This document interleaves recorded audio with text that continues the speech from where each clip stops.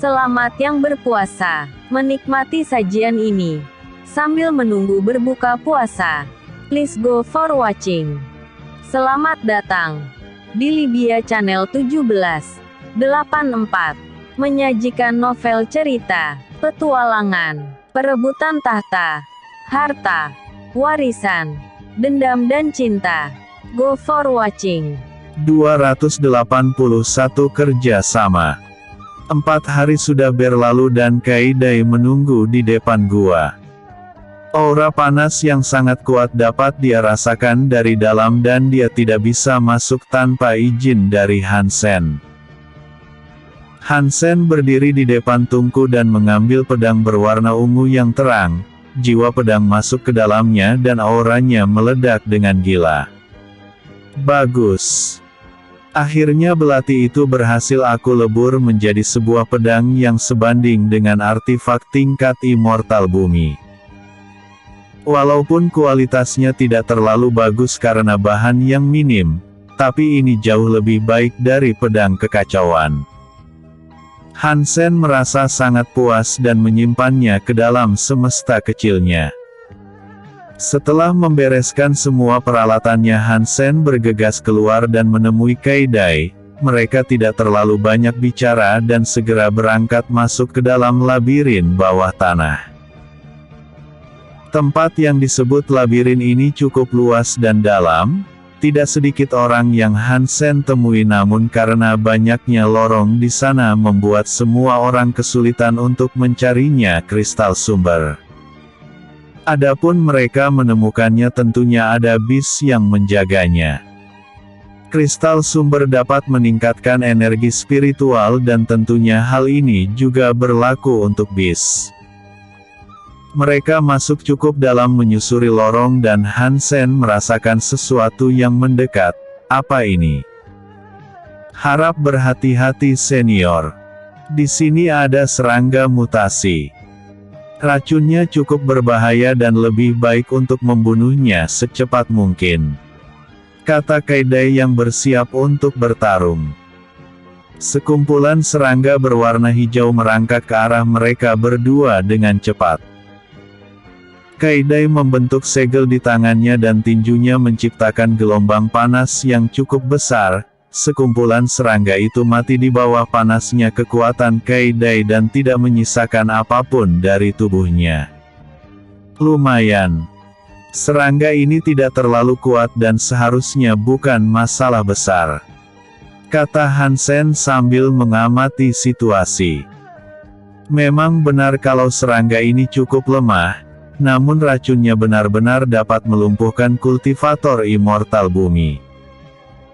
Tidak sedikit orang yang mati karena meremehkan serangga ini. Lebih baik untuk membunuh langsung mereka daripada menyebabkan masalah besar, kata Kaidai yang memberikan Hansen peringatan.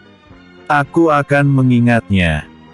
Tapi jika aku mengeluarkan seluruh kekuatanku di tempat ini, apakah labirin ini masih dapat bertahan? Hansen melihat langit-langit gua. Sejak awal hal inilah yang menjadi kekhawatiran Hansen. Mereka sudah masuk terlalu dalam dan jika dia tidak sengaja menghancurkan tempat ini dengan kekuatannya maka mereka akan tertimbun. Bahkan jika mereka bisa selamat dalam situasi itu, namun akhirnya itu akan menjadi hal yang merepotkan untuk keluar. Senior Han sepertinya memang tidak tahu apa-apa. Tapi tenang saja, selama bukan Immortal Emperor maka tempat ini tidak akan hancur, jawab Kaidai yang mencoba meyakinkan Hansen. Baguslah kalau begitu. Jadi aku bisa menggila sepuasnya. Hansen meminta Kaidai melanjutkan perjalanannya. Adapun serangga hijau yang menghadang jalan mereka semuanya dapat mereka atasi dengan sangat mudah. Mereka berdua sampai di ruangan yang cukup besar dan luas. Di sana aura yang ganas dapat Hansen rasakan. Ki, manusia berani datang dan menantang ratu ini. Teriakan ratu serangga membuat telinga mereka sakit. Hansen benar-benar terkejut dengan sosoknya yang menyerupai wanita. Kemungkinan bis di tempat ini terus tumbuh hingga membangun kesadaran mereka sendiri. Kaidai bersiap untuk bertarung dan berhati-hati dengan kolam racun hijau di depannya. Ratusan serangga keluar dari lubang-lubang atap dan Hansen dengan santai berkata, "Ratus serangga itu setidaknya memiliki kekuatan yang setara dengan Yunlang, bisakah aku menyerahkanmu untuk mengurus yang kecil? Sisanya biarkan aku sendiri yang membunuhnya." Apakah senior Hansen yakin untuk melawannya sendiri? Berapa lama waktu yang senior butuhkan? Tanya Kaidai dengan penasaran. Entahlah. Tapi ini tidak akan memakan waktu yang lama. Hansen berubah menjadi bayangan hitam dan muncul di depan ratus serangga. Pedangnya berayun dan dengan panik kedua tangan ratus serangga menjadi bilah yang tajam. Ratus serangga berhasil menahan serangan Hansen namun darah mengalir dari lukanya. Kaidai benar-benar terkejut dengan kecepatan Hansen, namun tidak ada waktu untuk mengagumi kemampuannya. Sekarang dia harus fokus dengan tugasnya dan biarkan Hansen bertarung dengan ratus serangga. Ratus serangga mendorong Hansen dan membuatnya terlempar ke atas langit. Hansen tidak memiliki rencana untuk main-main, dia mengangkat satu jarinya dan bayangan hitam membentuk sebuah akar yang menjerat tubuh ratus serangga. Kekuatan spiritual di tubuhnya seolah diserap oleh akar hitam dan Hansen tidak akan melewatkan peluang ini. Pedangnya diayunkan dan ki pedang yang sangat tajam membentuk sebuah bilah hitam dengan ki alam yang mengerikan. Slash. Kepala ratus serangga dipotong dan terlepas dari tubuhnya. Racun yang bercampur dengan darah menyembur dan akar hitam itu menyerap semua vitalitas ratus serangga. Bab 282 Ambil resiko. Kaidai terkejut karena melihat Hansen yang dapat membunuh ratus serangga dengan sangat mudah. Namun bukan saat baginya untuk melamun. Kaidai mengeluarkan sebuah tombak dan memutarnya. Api yang ganas menari-nari seperti badai dan ratusan serangga yang keluar dari lubang semuanya terbakar menjadi debu. Kaidai turun ke bawah dan menyimpan kembali tombaknya. Senior Han. Aku yakin ratus serangga itu memiliki kekuatan tahap menengah tingkat immortal bumi. Tapi mengapa kau bisa membunuhnya dengan mudah? Tanya Kaidai dengan penasaran. Memang benar tapi hasil pertarungan bukan ditentukan siapa yang memiliki basis kultivasi yang kuat. Kesenjangan antara aku dan ratus serangga tidak terlalu jauh. Tapi pola pikirku berada jauh di atasnya. Hansen melanjutkan, percuma memiliki kekuatan namun kau tidak siap untuk melakukannya. Aku hanya memanfaatkan momentum ketidaksiapan ratus serangga, pada akhirnya dia dipaksa untuk bertahan dari seranganku. Sayangnya fisiknya tidak mampu menahan ki pedang milikku dan dia mati dengan cara yang konyol. Kaidai mengangguk dan mendapatkan wawasan yang baru. Hansen mungkin kuat namun pola pikirnya sangatlah menakutkan, entah pengalaman macam apa yang sudah dia lewati hingga memiliki kecerdasan seperti itu. Baru kali ini Kaidai melihat kultivator yang memiliki insting yang sangat tajam. Kebanyakan kultivator mereka pasti akan menyerah karena perbedaan tingkatan dalam pertarungan. Namun Hansen dapat menilai situasi dengan memikirkan kelemahan serta karakteristik musuhnya dalam sekali lihat dan merencanakan pola serangan paling efektif untuk mengambil hidup lawannya. Sudah lupakan saja. Di mana kristal sumber itu berada? Kenapa aku sama sekali tidak merasakan energi apapun selain aroma racun yang tidak enak? kata Hansen sambil melihat sekelilingnya. Kaidai melompat ke samping dan meninju dinding tempat itu. Perlahan dinding itu mulai runtuh dan energi kristal sumber mulai terasa. Hansen tidak menyangka kalau Ratu Serangga akan menyembunyikan dengan cara melapisi dinding dengan tanah. Segera mereka berdua masuk dan di sana terdapat banyak kristal sumber yang siap untuk ditambang. Mereka berdua menambang kristal sumber bersama-sama. Setidaknya ada 50.000 kristal sumber yang mereka dapatkan dan kali ini mereka mendapat panen besar. Sesuai perjanjian aku akan mengambil 20%. Kita bagi secara adil. Aku ambil 25.000. Kau juga ikut ambil bagian dalam hal ini. Aku memang yang membunuh Ratu Serangga dan inti bisnya sudah cukup untukku, kata Hansen dengan tegas. Kaidai memerah dan berkata, senior sangat baik.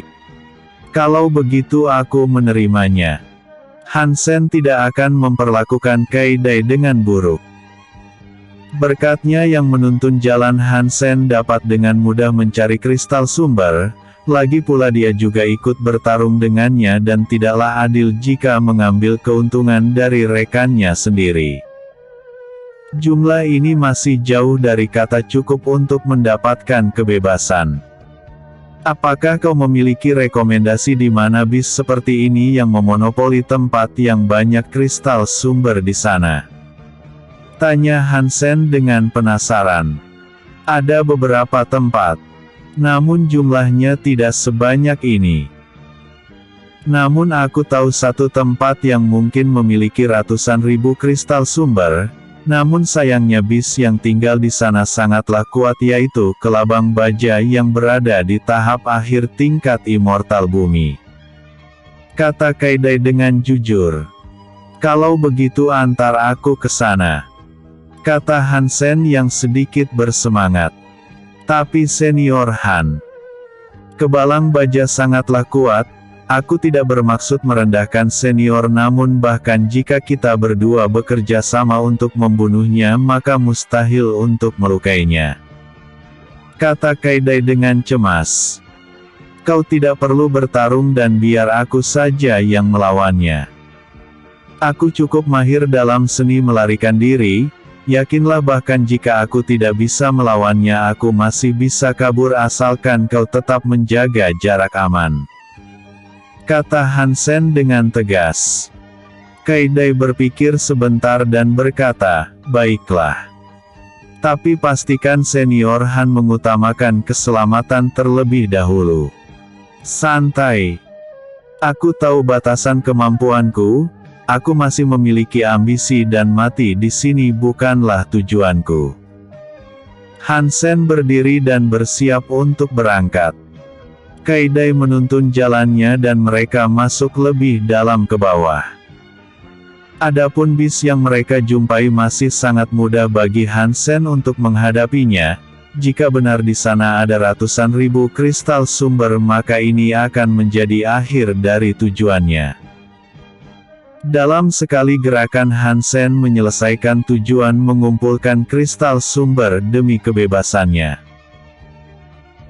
Selama jumlahnya sesuai dengan apa yang dia harapkan maka tidak masalah untuk mengambil resiko.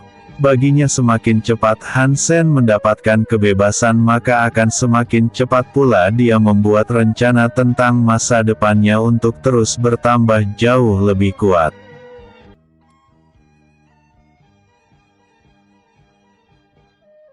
Bab 283 Makhluk Berakal Sempit. Setelah beberapa hari akhirnya mereka sampai di sebuah tempat. Di depan Hansen sekarang terdapat sebuah lorong besar dan energi spiritual yang melimpah dapat mereka rasakan. Jika senior Hansen mengikuti jalan ini maka di sanalah tempat kelabang baja. Tidak seperti Ratu Serangga, kelabang baja hidup sendiri dan tidak berkelompok. Namun harap berhati-hati. Kekuatannya benar-benar besar, kata Kaidai yang memperingatkan Hansen. Hansen mengusap kepala Kaidai dan berkata, "Tenanglah. Sekarang kau tunggu di sini dengan patuh dan jangan pernah berpikir untuk masuk ke dalam." Hansen bergegas masuk dan menyembunyikan auranya dengan sempurna. Hanya dalam waktu yang singkat dia mencapai ujung dan melihat ke bawah. Di sana kelabang baja sedang tidur dengan santai. Apa yang dikatakan Kaidai sangatlah benar bahwa di dinding tempat ini menyimpan sangat banyak kristal sumber. Kemungkinan besar karena keberadaan kelabang baja tidak ada satupun orang yang berani menambang di sini. Melihat kesempatan emas ini, Hansen tidak bisa melewatkannya. Hansen melompat ke bawah dan pedang di tangannya mulai berdengung. Kelabang baja tiba-tiba mengayunkan tubuh bagian bawahnya dan hal ini mengejutkan Hansen. Bang! Hansen menggunakan lapisan ki alam untuk melindungi dirinya. Tubuhnya ditampar dengan sangat keras hingga menabrak dinding. Hansen merasa kesal karena diperdaya oleh kelabang baja. Sialan! Sejak awal dia sudah sadar kalau aku masuk ke dalam wilayahnya. Bajingan ini pura-pura tidur dan menipuku, kata Hansen sambil meludahkan darah. Semut rendahan yang tidak tahu diri berani mengusikku. Sepertinya peringatan yang terakhir kali aku berikan masih belum cukup bagi kalian. Cambuk baja yang sangat kuat melesat ke arah Hansen. Dengan panik Hansen melompat untuk menghindari cambuk itu. Dia mengayunkan pedangnya dan ki pedang membentuk bilah yang melesat langsung ke arah kelabang baja. Klang! Bilah itu hanya sedikit menggores pertahanan kelabang baja dan tidak memberikan luka sama sekali. Pertahanannya memang benar-benar kuat dan Hansen benar-benar terkejut dibuatnya. Seranganmu sama sekali tidak berguna untukku. Kelabang baja berputar-putar dan menciptakan pusaran angin yang cukup besar. Puluhan bilah angin yang dilapisi baja yang tajam melesat ke arah Hansen dengan ganas. Hansen hanya dapat menahan semua serangan itu dengan gaya pedangnya dan tubuhnya perlahan tersayat oleh angin baja. Untungnya lukanya tidak terlalu dalam dan mudah dipulihkan. Sekarang dia benar-benar mendapatkan lawan yang layak. Untuk memenangkan pertarungan ini Hansen harus memikirkan cara yang efektif untuk melumpuhkan kelabang baja. Coba terima pukulan dari semut ini jika kau memiliki keberanian. Hansen mendesak ki alam miliknya dan meninju ke depan. Petir emas menyembur dari tinjunya dan membentuk sebuah naga petir dengan daya hancur yang besar. Kelabang baja tersenyum dan baginya kekuatan ini masih kurang, namun dalam jarak 2 meter darinya naga petir itu meledak dan menciptakan gelombang ledakan yang mengguncang tempat itu. Seluruh tempat tertutup dengan debu dan Hansen berubah menjadi bayangan hitam. Gerakannya sangat cepat dan dia muncul di depan mata kelabang baja. Mata Hansen memancarkan sinar kekuatan jiwa yang kuat dan menyerang langsung kesadaran kelabang baja. Kelabang baja meraung kesakitan dan cambuk bajanya berayun mengenai Hansen. Tubuhnya sekali lagi terlempar dan tangan kiri Hansen patah karena kerasnya cambuk itu. Kelabang baja memang memiliki pertahanan yang kuat. Namun karena dia terlalu meremehkan musuhnya akhirnya Hansen dapat menciptakan peluang dengan memberikan serangan kekuatan jiwa. Masih belum cukup. Teknik raungan jiwa naga surgawi. Hansen meraung dengan keras dan gelombang kekuatan jiwa yang sangat kuat membombardir kelabang baja. Bayangan jiwa naga surgawi terlihat jelas dan kelabang baja merasakan tekanan yang luar biasa. Hansen tidak bisa mengalahkannya dalam adu kekuatan, namun dengan mengacaukan sedikit pikiran kelabang baja hal ini akan menciptakan peluang dalam serangannya. Hansen merobek ruang dan muncul di atas dinding langit. Ki alam dituangkan langsung ke dalam pedangnya dan Hansen melesat ke bawah seperti meteor hitam. Api petir hitam yang kuat menyelimuti pedangnya dan Hansen menerjang langsung kepala kelabang baja. Pedangnya menembus kepala kelabang baja dan memakunya di tanah. Keganasan api petir hitam membuat pertahanan kelabang baja runtuh. Kalian para bis semuanya adalah makhluk yang berakal sempit. Terlalu bangga dengan kekuatanmu sendiri bukanlah hal yang buruk, tapi meremehkan lawan yang jelas memiliki peluang untuk membunuhmu adalah tindakan yang bodoh. Hansen menarik kembali pedangnya dan darah menyembur. Kelabang baja mati karena kepalanya yang dihancurkan. Hansen cukup puas dengan mayat kelabang baja ini. Dia bisa memperkuat ketahanan dari pedangnya dan usahanya tidak berakhir dengan percuma. Sebuah panah api tiba-tiba melesat ke arah Hansen dengan kecepatan yang luar biasa. Hansen tidak bisa menghindar dari serangan tiba-tiba ini dan dalam sekejap ledakan api yang ganas membanjiri tempat itu. Hahaha, matilah kau sialan. Tawa seorang pria menggema di tempat itu. Dua orang lainnya muncul dan Kaidai juga ditangkap oleh mereka. Basis kultivasinya dilumpuhkan dan sebelum dia tidak mampu menghadapi 3 orang yang berada di tingkat immortal bumi. Tidak tahu malu. Pengecut seperti kalian yang menyerang diam-diam saat dia kelelahan merupakan tindakan yang tercela. Teriak Kaidai dengan marah. Hehehe. Aku tidak menyangka kalau temanmu itu dapat mengalahkan kelabang baja. Tenang saja. Kau juga nanti akan menyusulnya, tapi setelah kami bertiga puas bermain denganmu. Bajingan.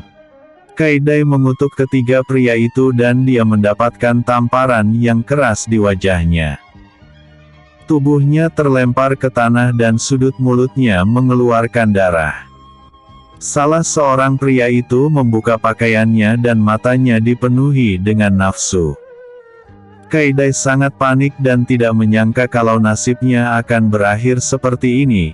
Bahkan untuk meledakkan inti immortal saja dia tidak bisa.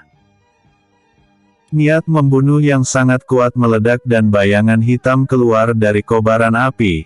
Kecepatan yang luar biasa disertai dengan aura penindasan membombardir mereka bertiga. Hansen menginjak kepala pria yang berniat menyerang Kaidai dan menahannya di tanah. Tubuhnya diselimuti dengan sisik naga surgawi dan untungnya Hansen mengaktifkan transformasi naga surgawi di waktu yang tepat. Bagus. Kalian hampir saja membunuhku dan sekarang ingin melecehkan seorang wanita. Katakan siapa tadi yang menembakkan panah? Tanya Hansen dengan dingin. Mereka bertiga diam dan terlihat sangat khawatir dengan sosok Hansen yang mengerikan.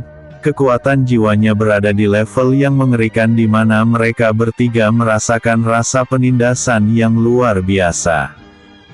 Tidak ingin menjawab maka matilah. Hansen menginjak pria itu dengan keras dan menghancurkan kepalanya. Darah berceceran di tanah dan Hansen berbalik ke arah 2 orang sisanya. Niat membunuh yang sangat kuat meledak dan Hansen benar-benar marah karena terluka oleh serangan diam-diam mereka. Pria di sebelah kanan gemetar ketakutan dan menunjuk rekannya, dia yang melakukannya. Aku dipaksa mereka untuk bergabung dan tidak ambil bagian dalam apapun. Cakar naga Hansen menyambar dada pria itu dan menembus tubuhnya. Hansen melambaikan tangannya dan menamparkan pria yang di sebelah kiri hingga terpental ke bawah. Jantung di tangan Hansen berdetak cukup cepat dan Hansen meremasnya sampai hancur.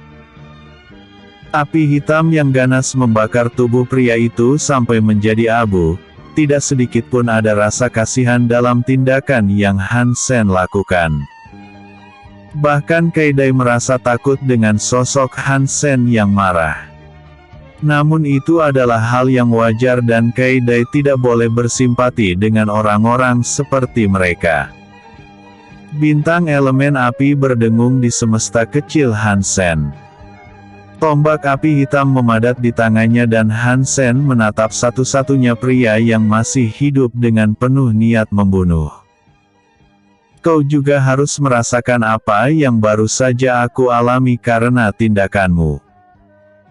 Aku tidak perlu menyerangmu secara diam-diam, cobalah untuk bertahan dari seranganku ini. Hansen melempar tombak api hitam dan dentumannya menciptakan gelombang panas yang sangat dahsyat. Pria itu mengeluarkan segalanya yang dia punya untuk mencoba bertahan. Namun keganasan tombak api hitam itu menembus semua artefak dan penghalang ki miliknya. Boom! Ledakan api hitam membakarnya sampai menjadi abu dalam hitungan detik.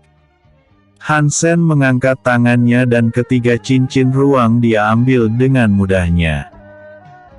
Hansen melepaskan transformasi naga surgawi dan menghela nafas panjang, "Kau tidak apa-apa. Aku baik.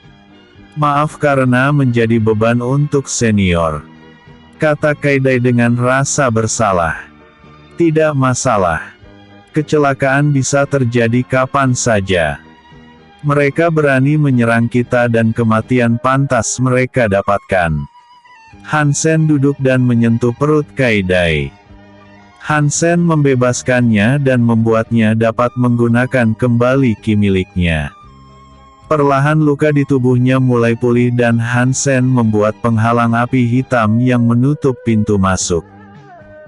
Mereka berdua memanen semuanya dan panen kali ini cukup besar. Setelah beberapa waktu menambang akhirnya mereka dapat memastikan kalau di tempat ini terdapat 300.000 kristal roh. Kau sudah memiliki 25.000 dan ambillah 200.000 kristal sumber, kata Hansen dengan santai. Senior Hansen sangat baik. Aku sangat berterima kasih. Kaidai terlihat sangat senang sekaligus merasa tidak enak karena kontribusinya yang minim. Hansen hanya membutuhkan 40.000 kristal sumber, jadi dia tidak terlalu memikirkannya sama sekali. Bab 285 datang sendiri. Hansen memiliki sisa 60.000 kristal sumber dan dia menyerap setengahnya dengan kecepatan yang luar biasa. Kaidai bahkan terkejut dengan kecepatan Hansen menyerap energi spiritual itu, bahkan butuh waktu beberapa hari sampai dirinya benar-benar selesai. Mereka berdua akhirnya memutuskan untuk kembali. Untuk sekarang Hansen tidak akan buru-buru menyerahkan kristal sumber. Hansen baru datang kemari dan belum ada waktu seminggu, jika dia menyerahkannya secepat itu takutnya dia akan menarik perhatian. Kultivator adalah makhluk yang serakah dan dia harus tetap berhati-hati. Bekerja di bawah orang lain bukanlah gayanya sama sekali, apalagi menjadi seorang penjaga rendahan di tempat terpencil seperti ini. Hansen duduk dengan santai dan menutup gua dengan penghalang. Kau terlihat sedang buru-buru pergi dari tempat ini, apakah ada sesuatu yang mendesak?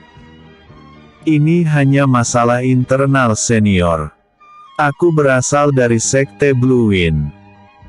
Aku memang bukan jenius terbaik di sana namun aku ditangkap karena mengetahui informasi dari salah seorang tetua dan berakhir seperti ini. Setidaknya aku harus segera kembali dan melaporkan masalah ini, jika tidak akan terjadi perang internal di sana. Jawab Kaidai dengan jujur. Penjaga akan datang 2 minggu sekali untuk memeriksa. Pada saat itu kau harus segera pergi dan menyelesaikan kewajiban baikmu, kata Hansen yang tersenyum santai. Kaidai tersipu dan berkata, Lalu apa yang akan senior rencanakan di masa depan? Jika tidak masalah aku bisa merekomendasikan untuk bergabung dengan sekte jika senior mau. Aku berencana untuk tinggal di sini selama setengah tahun. Aku baru saja naik dari alam bawah dan takutnya jika keluar dengan cepat aku akan dipaksa bergabung dengan tempat ini. Pria yang melawan takdir itu adalah aku. Ketika aku naik kemari maka aku sudah menetapkan pilihanku untuk membangun fondasiku sendiri tanpa campur tangan pihak lain. Bergabung dengan sekte atau kekuatan lainnya aku sama sekali tidak menginginkannya, kata Hansen dengan santai. Kaidai mengangguk dan menghargai keputusan Hansen. Dia sudah melihat banyak jenius hebat seperti Hansen dan pola pikir seperti ini adalah hal yang wajar. Namun Kaidai yakin kalau suatu saat Hansen pasti akan sadar betapa sulitnya hidup tanpa tempat naungan dari salah satu kekuatan. Namun Kaidai yakin bahwa dengan kekuatan dan keterampilan Hansen, tidak ada satupun sekte yang akan menolaknya. Bagaimanapun juga Hansen naik ke alam immortal yang menunjukkan bakatnya adalah yang terbaik di alam bawah. Jika dia bisa menerobos tingkat immortal emas maka itu akan menarik banyak perhatian akan potensinya. Jika senior berubah pikiran pastikan senior Hansen datang mencariku di sana. Kebaikan senior tidak akan pernah aku lupakan. Aku yakin sekte Blue Wind tidak akan menolak senior, kata Kaidai sambil memberikan token sekte. Iya. Hansen menyimpannya dan mungkin suatu saat hal ini akan berguna. Untuk sekarang lebih baik kau tetap di sini. Takutnya kau akan dirampok lagi dan kesempatanmu untuk keluar dari sini akan terbuang. Dimengerti. Kaidai setuju dan tidak memiliki pendapat lain. Hansen menyuling kembali pedang ungu miliknya dan memperkuatnya dengan sisik kelabang baja yang kuat. Kaidai hanya memperhatikannya dari samping dan berlatih. Setiap kali dia melihat api hitam milik Hansen dia memancarkan aura yang sangat menakutkan. Selang 2 hari Hansen sudah menyelesaikannya sepenuhnya. Pedangnya menjadi lebih kuat dan memiliki kualitas sempurna. Setelah dia melakukan beberapa pertarungan Hansen sadar bahwa dirinya membutuhkan artefak yang benar-benar kuat. Di masa depan tidak menutup kemungkinan dia akan bertemu dengan musuh di atasnya, karena Hansen tidak bisa menembus pertahanannya dengan kekuatannya sekarang maka satu-satunya jalan adalah menggunakan artefak yang kuat. Hansen juga membuat sebuah tombak dengan bahan yang tersisa. Ambillah ini untukmu. Kaidai menerima tombak itu dan walaupun ukiran inskripsinya agak lama namun tombak ini jauh lebih baik dari miliknya yang sekarang. Kaidai menatap wajah Hansen dan dia sedikit memerah. Dia memberanikan dirinya dan mendorong Hansen untuk berbaring. Apa yang kau lakukan? Tanya Hansen yang terkejut.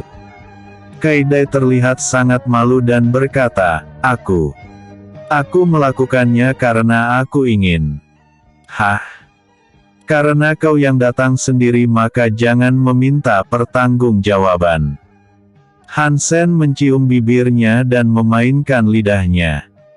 Perlahan dia melepaskan pakaian mereka dan mengumbar nafsunya. Rangan terus keluar dari mulut Kaidai dan ini adalah kali pertama dia melakukan hal semacam ini. Yang lebih memalukan lagi orang yang terang-terangan menggoda terlebih dahulu adalah dirinya.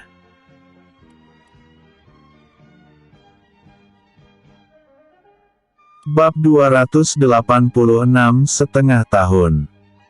Seminggu sudah berlalu dan Hansen mendapatkan banyak pengetahuan umum tentang alam immortal dari Kaidai. Terdapat lebih dari 3000 Divine Dao yang diketahui saat ini. Bahkan di sebuah tempat ada beberapa monumen yang berisi Divine Dao. Pemahaman Divine Dao sama sekali tidak ada batasan. Hansen yang sekarang memiliki 3 hal, yang itu Divine Dao alam, ruang dan waktu. Jika untuk Divine Dao ruang mungkin masih ada beberapa immortal yang memiliki pencapaian, namun untuk Divine Dao alam dan waktu hanya Hansen seorang yang dapat menggunakannya. Hansen bangun dan Kaidai masih berbaring dengan santai, tubuhnya yang telanjang ditutupi dengan kain sutra yang indah dan dia penasaran karena Hansen terlihat bingung. Senior terlihat gelisah. "Apakah ada sesuatu yang mengganggumu?" tanya Kaidai sambil memeluk punggung Hansen. "Divine Dao ruang. Bagaimana cara kultivator immortal itu bertarung dengan mengandalkan Divine Dao ini?" tanya Hansen dengan penasaran. Senior Hansen sangat hebat dan salah satu orang yang mampu menguasai kekuatan ruang. Tapi bolehkan aku bertanya kemampuan apa yang senior bisa gunakan dengan mengandalkan kekuatan ruang? Kaidai ingin mengkonfirmasi kemampuan Hansen. Hansen merangkulnya dan membuatnya berbaring dalam pelukannya. "Aku dapat menciptakan ruang yang mengurung musuhku untuk beberapa waktu. Aku juga bisa merobek ruang dan berpindah tempat dalam jarak 300 meter sesuai keinginanku."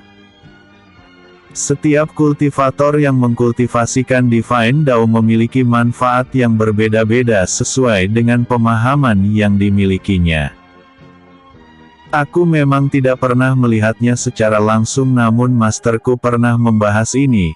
Mereka yang dapat menggunakan kekuatan ruang adalah lawan yang paling merepotkan. Kaidai melanjutkan, "Mereka adalah ahlinya dalam seni melarikan diri. Bahkan seorang master domain tidak akan bisa menghentikannya tanpa bantuan artefak yang dapat menyegel ruang. Mereka bisa pergi sesuka hati mereka kemanapun yang mereka inginkan. Namun apa yang mengerikan adalah kekuatan di mana mereka bisa mengurung musuhnya di dalam ruang hampa yang kacau." Hansen tersenyum dan setelah mendengar hal ini dia benar-benar bersemangat. Abaikan masalah kekuatan, jika Hansen dapat menguasai kemampuan seperti itu maka dia dapat lari dari musuh yang tidak bisa dia hadapi kapan saja.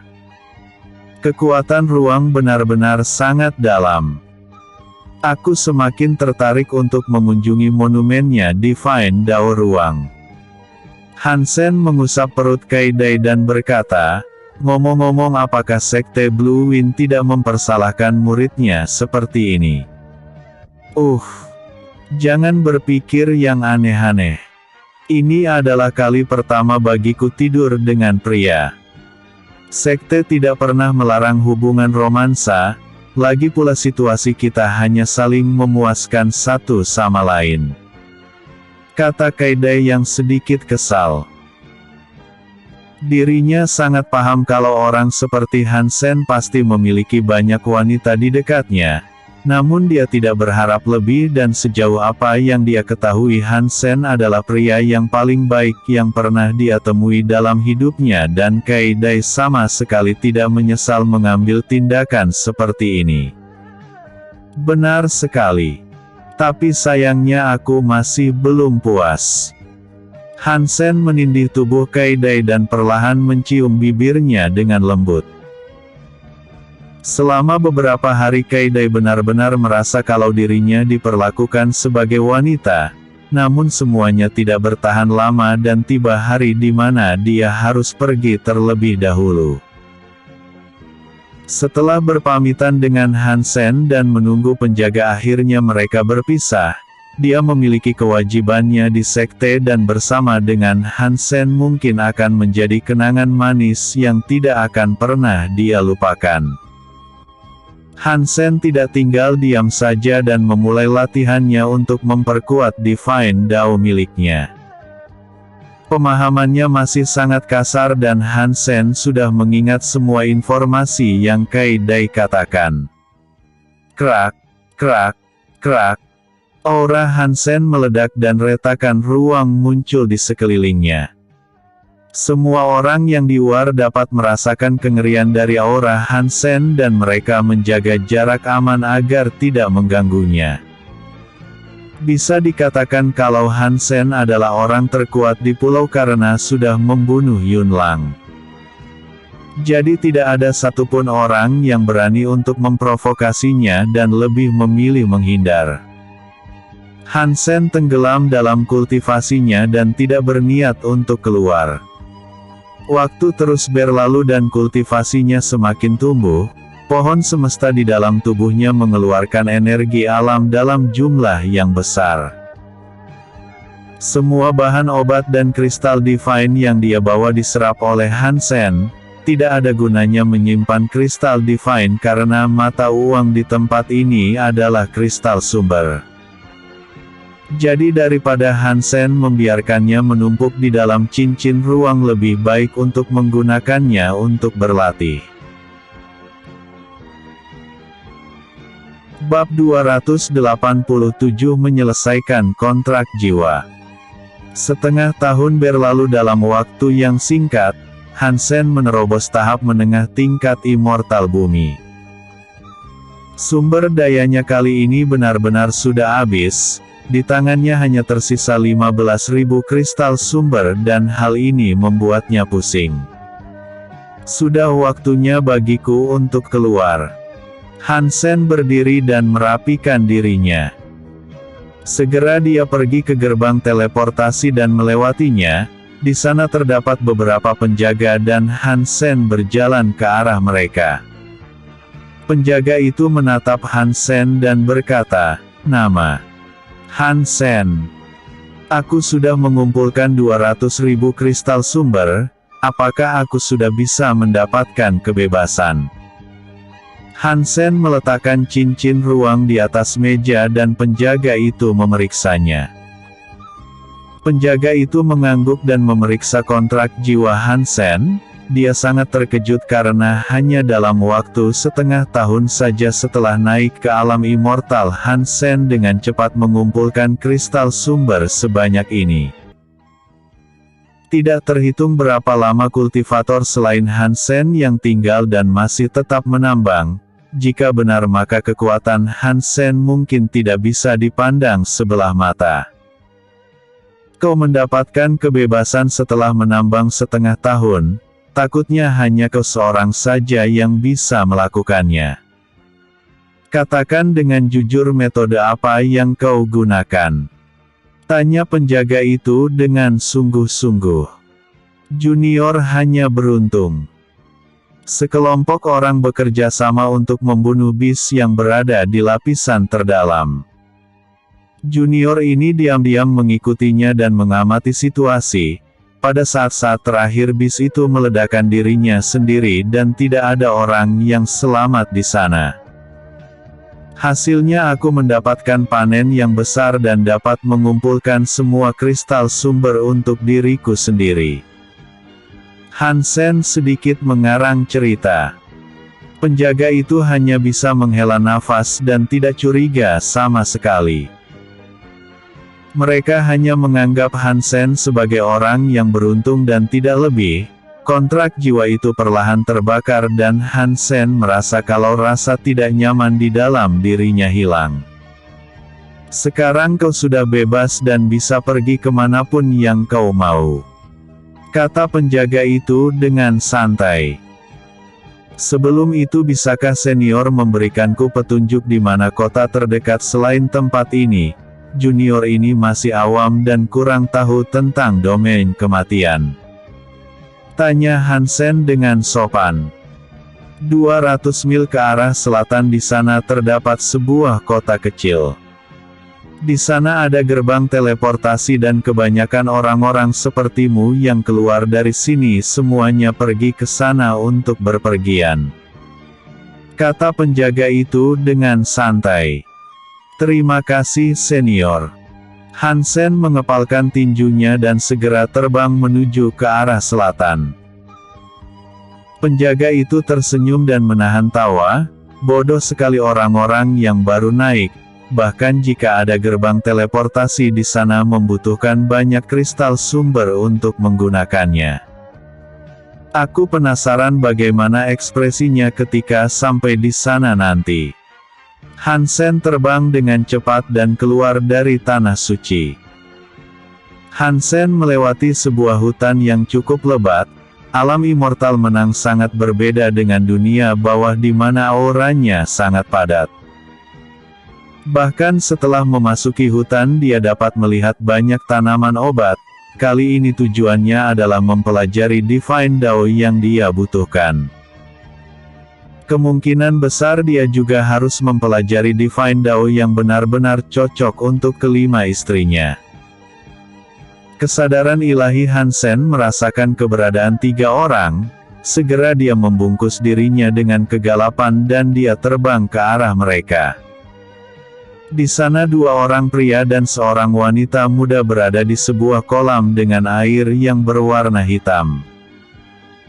Hansen dapat merasakan yin-qi yang sangat padat dari tempat itu dan di tengah kolam terdapat sebuah tanaman hitam yang memancarkan aura yang sangat kuat. Senior, kita sangat beruntung karena menemukan tanaman obat tingkat immortal bumi dengan kualitas yang tinggi. Aku yakin jika kita menjualnya maka kita akan mendapatkan banyak kristal sumber yang sangat banyak. Kata wanita itu sambil memeluk lengan pria di sampingnya. Daripada menjualnya aku lebih suka memberikannya untukmu. Jika kau memurnikannya maka hanya masalah waktu sampai kau menerobos tingkat immortal bumi seperti kami. Kata pria itu dengan senyuman yang hangat. Pria yang lainnya merasa tidak senang dengan hal ini. Namun dia tidak bisa membantah seniornya dan berpikir kalau seniornya sangat bodoh karena ditipu oleh wanita ini. Kecantikannya memang menggoda namun dia tidak lebih dari licik yang memanfaatkan situasi. Bahkan wanita ini pernah bercumbu dengannya dan dia hanya bisa mengatakan bahwa seniornya sangat bodoh karena dimanfaatkan. Hansen memperhatikannya dan bergumam dengan pelan, ceroboh. Harta berharga seperti ini seharusnya memiliki penjaga. Tapi aku sama sekali tidak bisa merasakan keberadaan bis. Tempat ini juga mencurigakan karena tidak ada bis yang lewat. Tidak mungkin semua ini hanya karena kebetulan belaka. Takutnya mereka akan mendapatkan masalah jika berani mengambil sesuatu yang dijaga oleh bis itu. Episode sebelumnya. Bab 286 setengah tahun. Episode berikutnya. Bab 288 pengkhianatan. Bab 288 pengkhianatan. Pria itu perlahan maju dan memetik tanaman itu dengan santai. Namun tiba-tiba kolam itu menunjukkan riak dan tanah mulai berguncang. Pria itu sangat sadar bahwa terdapat bis yang bersembunyi di dalam air dan bergegas mundur. Seekor ular hitam yang sangat besar dengan sisik yang kuat keluar dari dalam kolam. Ekornya berputar dan menyapu tempat itu sampai bersih. Mereka semua terdorong oleh angin yang kuat dan Hansen juga mundur beberapa langkah. Hansen menyembunyikan hawa keberadaannya dan tebakannya sama sekali tidak salah. Ular hitam ini setidaknya lebih kuat dari kelabang baja dan jika dirinya terlibat dalam pertarungan maka Hansen tidak yakin dapat menang. Kabur. Mereka bertiga berlari secepat mungkin dengan ekspresi yang ketakutan. Roar. Ular hitam mengejarnya dengan penuh kemarahan. Harta yang dia jaga dan tunggu sudah diambil seseorang. Dapat dipastikan ular hitam itu akan terus mengejar mereka bahkan sampai kemanapun mereka lari. Racun yang ganas menyembur dari mulut ular itu dan wanita itu tidak dapat menghindar. "Senior, tolong aku." "Tidak." Senior mereka berhenti dan mendesak ki miliknya, sisanya masih tetap melarikan diri dan tidak peduli dengan yang lainnya. Penghalang ki yang diciptakan perlahan mulai runtuh, wanita itu segera bangkit dan mengeluarkan jarum racun pelumpuh. Wanita itu melemparkannya ke arah seniornya dan jarum itu menusuk tepat di punggungnya. Karena senior yang membangunkan ular itu, maka senior jugalah yang harus bertanggung jawab. Wanita itu bergegas lari secepat mungkin meninggalkan tempat itu. Kekuatannya sama sekali tidak bisa digunakan dan dia melihat punggung wanita itu dengan penuh kesedihan. "Bahkan di saat terakhir kau sedikit pun tidak berbalik untuk melihatku." Pria itu meneteskan air mata dan menerima takdirnya dengan sukarela. Ular hitam berniat menerkam pria itu, namun gelombang tinju yang sangat dahsyat meninju ular hitam. Hansen muncul di belakang pria itu dan segera dia merobek ruang. Dia menyeretnya pergi dari tempat itu dan ular hitam kehilangan jejak mereka. Namun amukannya masih menggila dan ular hitam itu terus mengejar yang lainnya. Hansen melihat sebuah gua kecil yang cocok untuk mereka bersembunyi. Segera dia melesat ke arah gua dan menutupnya dengan batu besar. Hansen meletakkan pria itu di tanah dan berkata, "Sekarang kau sudah aman. Terima kasih saudara karena telah menyelamatkanku. Namaku Luce dan kalau boleh tahu siapa nama saudara ini?" Tanya Luce dengan penuh rasa terima kasih. Hansen, "Aku tidak akan basa-basi terhadap saudara Luce. Jika kau ingin membalas kebaikan ini maka serahkan tanaman obat itu kepadaku." Hansen memintanya secara baik-baik. Tentu saja. Luce mengeluarkan tamanan obat itu dan Hansen mengambilnya. Bahkan jika Luce tidak berniat menyerahkan tamanan obat ini maka Hansen akan mengambilnya dengan paksa. Untungnya Luce adalah orang yang cukup tahu diri dengan batasannya, jadi Hansen tidak perlu mengotori tangannya dengan darah. Hansen menetralisir racun pelumpuh di dalam tubuh Luce. Hal ini sungguh membuat Luce bersyukur karena masih diberikan kesempatan untuk hidup. "Apakah saudara Hansen tidak takut setelah racun ini menghilang aku merebut kembali tanaman itu?" Tanya Luce dengan penasaran. "Kau bisa mencobanya," Hansen berkata dengan percaya diri. "Bahkan jika aku memiliki 100 nyawa sekalipun aku tidak akan mau melakukannya.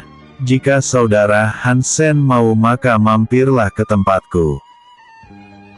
Kakakku memiliki sebuah toko obat dan keterampilan alkemisnya berada di tingkat immortal bumi. Aku yakin dia bisa membantu saudara Hansen untuk memurnikan tanaman obat itu," kata Luce dengan jujur.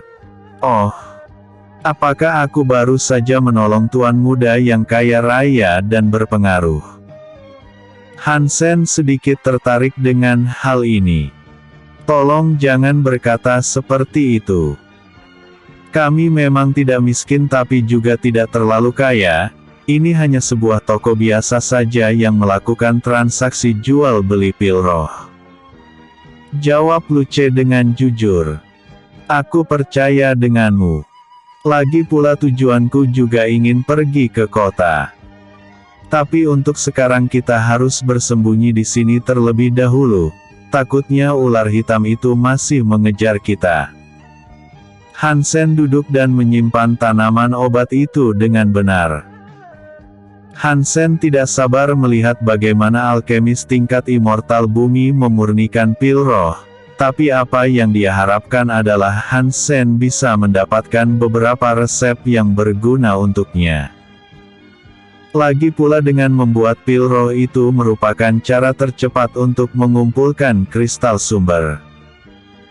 Hansen tidak akan melewatkan kesempatan besar ini. Jadi dia menyetujui penawaran Lu Ce dan sangat menantikan untuk pergi ke tokonya.